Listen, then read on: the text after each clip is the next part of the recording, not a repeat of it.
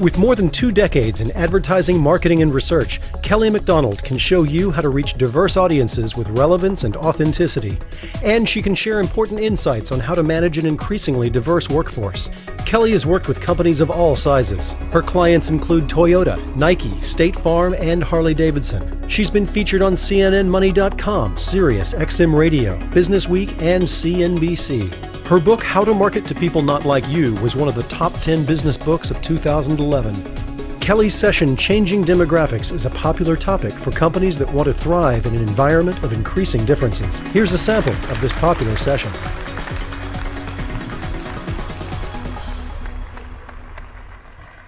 Thank you.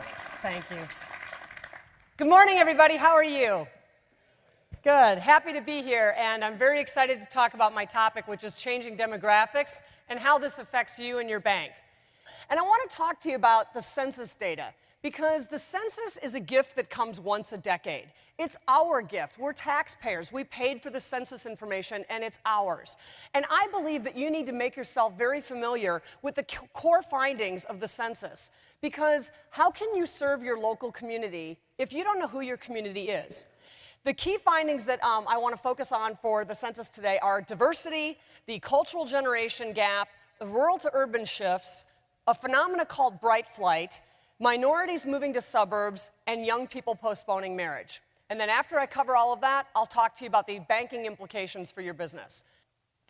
One of the reasons that the shifts are changing in rural communities is because of a phenomena called bright flight.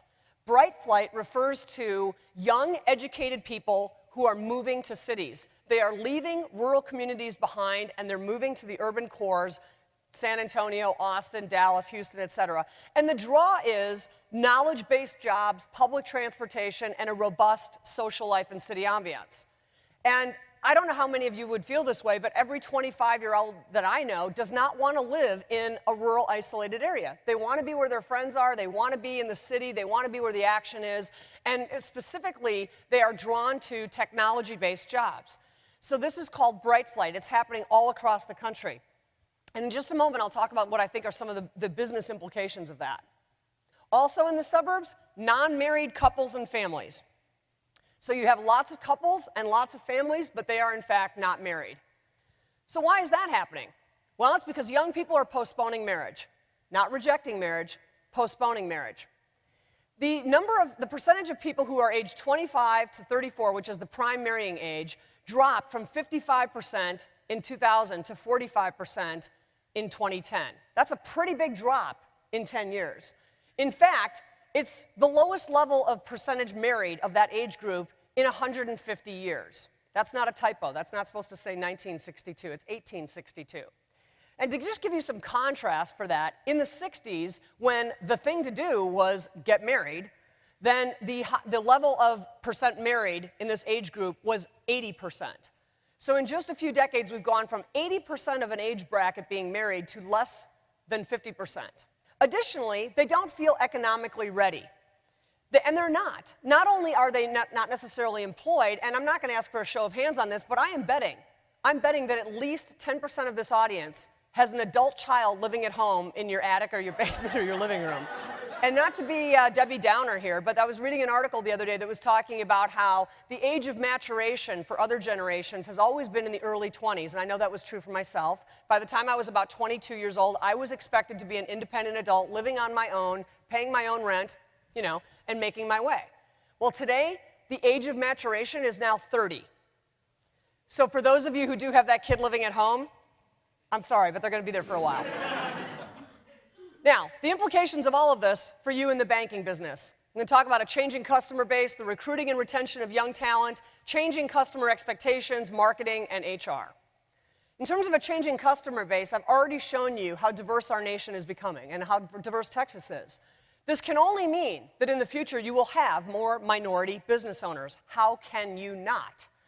That's the population change. So that's going to also possibly mean things like smaller loans. There's a lot of data that shows that small minority business owners, especially first-time small business owners, they don't necessarily need a $500,000 loan.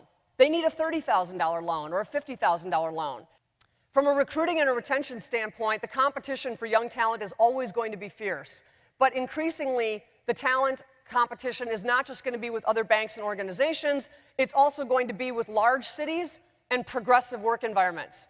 What I would say to you is keep your standards high, don't compromise, but if you've got two equally qualified candidates for a position and one has language skills and the other one doesn't, then folks, they are not equally qualified anymore, and this is going to become increasingly important.